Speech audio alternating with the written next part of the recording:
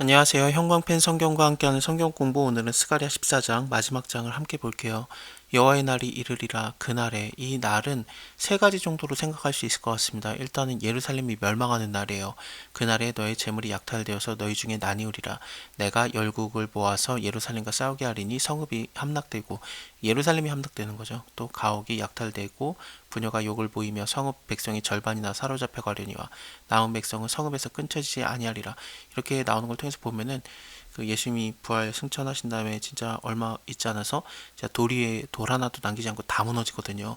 그때를 얘기할 수도 있습니다. 또 하나의 의견은 뭐냐면은 그날이라고 하는 거는 예수님이 처음 오셨을 때 그날들을 얘기할 수도 있겠죠. 그래서 여기 감람산에 선다라는 얘기가 있어요. 그날에 그의 발이 예루살렘 앞 동편 감람산에 서실 것이고, 이 감람산 예수님이 많이 기도하러 가셨던 산이지 않습니까? 그걸 얘기하는 게 아닐까 싶기는 해요. 근데 이것은 어떤 것을 또 의미하냐면요. 여호와의 영광이 예루살렘의 동편산에 섰다라는 뭐 11장의 말씀들이라든지, 아니면 여호와의 영광이 그 에스겔이 환상을 볼 때 동쪽 문으로 들어오거든요. 그리고 또 그 동쪽 문으로 생명의 물이 나가요. 그 살리는 물. 그것이 흘러나기도 하고, 그래서 좀 굉장히 좀 의미가 있어요. 그래서 뭔가 그 말씀들을 다시 예수님과 연관을 지어보면, 예수님께서 호산나 다윗의 자손이여라는 그런 찬양 소리를 들으면서 예루살렘에 입성하실 때 감람산을 통해서 입성을 하시거든요. 감람산을 지나서 예루살렘에 입성하신 겁니다. 그런 걸 생각해 보면은 이게 동편산에서 이렇게 지나 올라간 거죠.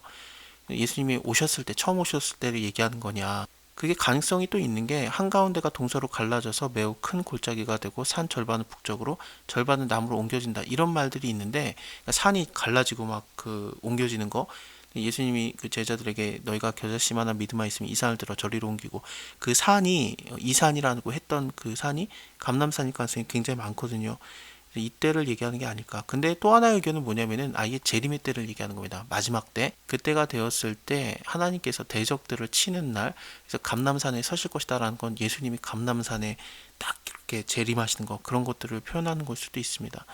근데 이게 감람산이 딱 지역을 얘기하는 걸까, 지금까지 예루살렘이라고 하면은 딱 그 지역의 예루살렘을 얘기하는 게 아닐 가능성이 많았잖아요. 그래서 감람산도 마찬가지 아닐까. 일단은 이 감람산은 그 가운데가 동서로 갈라져서 매우 큰 골짜기가 되어서 산 절반은 북으로 절반은 남으로 옮겨져서 그 산 골짜기는 아셀까지 미칠 것이다. 이 아셀이 어딜까 굉장히 의견이 많은데 일단은 정확하지는 않습니다. 그래서 그냥 히브리어로 생각을 하면은 끝까지라는 뜻이에요. 그래서 끝마치는 곳, 끝나다, 그런 뜻이기 때문에 산 골짜기는 끝까지 미칠 것이다, 이렇게도 생각하면 될 것 같아요. 너희가 그의 산의 골짜기로 도망하되 유다 왕 우시야 때의 지진을 피해서 도망가고 같이 하리라. 실제로 우시야 왕 때 큰 지진이 있었던 것 같습니다. 나의 하나님 여호와께서 임하실 것이고 모든 거룩한 자가 주와 함께 하리라. 그날에는 빛이 없겠고 광명한 자들이 떠날 것이다. 여호와의 아시는 한 날이 있으리니, 여호와만 아는 날, 아무도 모르는 날, 천사도 모르는 날. 그러면은 또 진짜 마지막 또 재림의 때가 점점 그쪽으로 좀 기울어가고 있습니다. 낮도 아니고 밤도 아니고 어두워갈 때 빛이 있으리로다.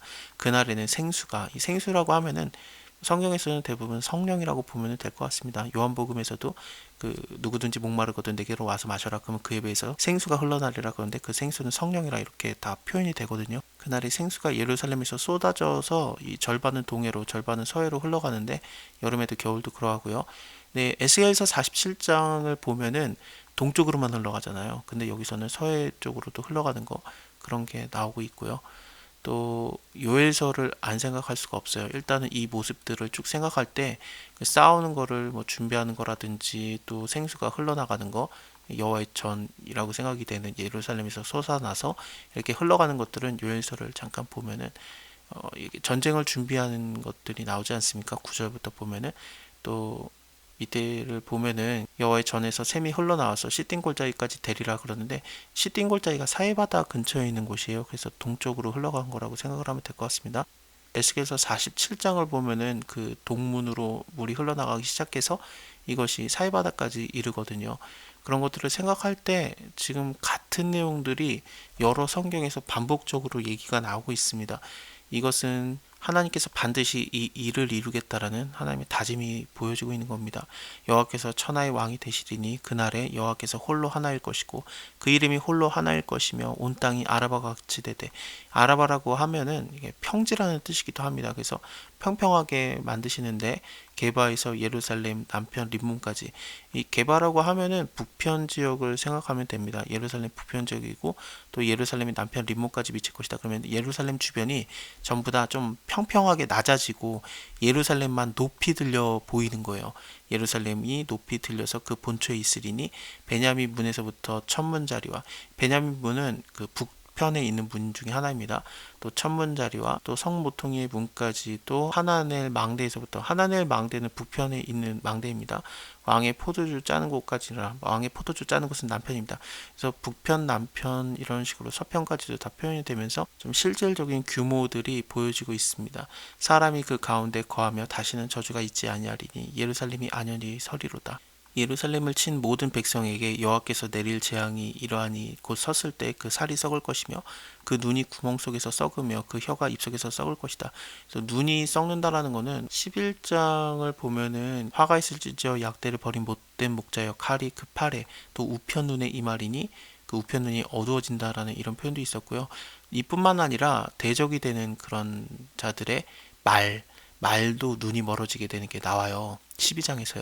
그래서 14장을 보면은 그 예루살렘을 치러 온 자들의 눈이 썩는 것도 나오고, 당연히 그 말들 같은 거, 15절에 또 말과 노새와 약대와 나귀와 그 진에 있는 모든 육축에 미칠 재앙도 그 재앙과 같으리라. 그러면서 전쟁에 사용된 가축이라든지 뭐 그런 것들도 다 눈이 머는 거, 이런 것들이 재앙이 똑같이 임하는 겁니다.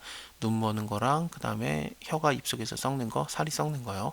그날에 여호와께서 그들로 크게 요란케 하시리니 피차 손으로 붙잡으며 피차 손을 들어 칠 것이며 유다도 예루살렘에서 싸우리니 이때 사면에 있는 열국의 보화 곧 금, 은과 의복이 심히 많이 모일 것이고 또 말과 노새와 약대와 나귀와 그 진에 있는 모든 육축에게 미칠 재앙도 그 재앙과 같으리라.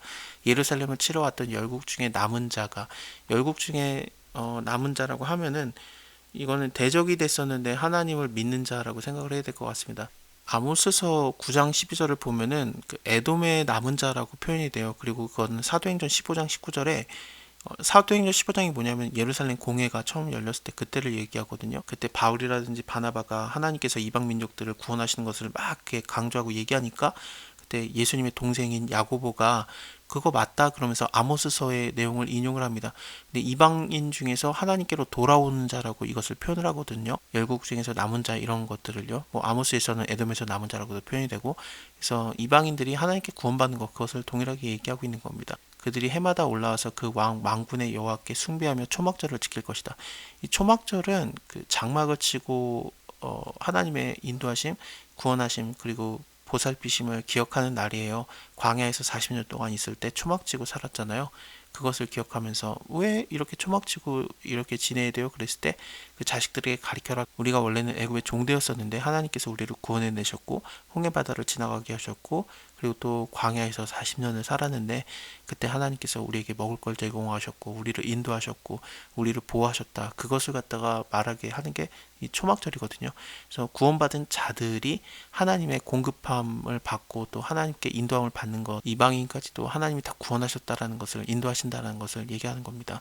천하 만국 중에 그 왕 만군의 여호와께 숭배하러 예루살렘에 올라오지 아니하는 자는 비를 내리지 아니할 것인즉 만일에 애굽 족속에 올라오지 아니할 때에는 창이람이 있지 아니하리니 여호와께서 초막절을 지키러 올라오지 아니하는 열국 사람을 치시는 재앙을 그에게 내리실 것이다. 애굽 사람이나 열국 사람이나 초막절을 지키러 오지 아니하는 자의 받을 벌이 이러하다. 그날에는 말방울에까지 여호와께 성결이라 기록할 것이다. 말방울이라고 하면은 말에 다는 장식 뭐 그런 것들을 생각할 수 있는데 거기에 여호와께 성결이라고 기록한다. 여호와께 성결은 대제사장이 모자라고 해야 되나?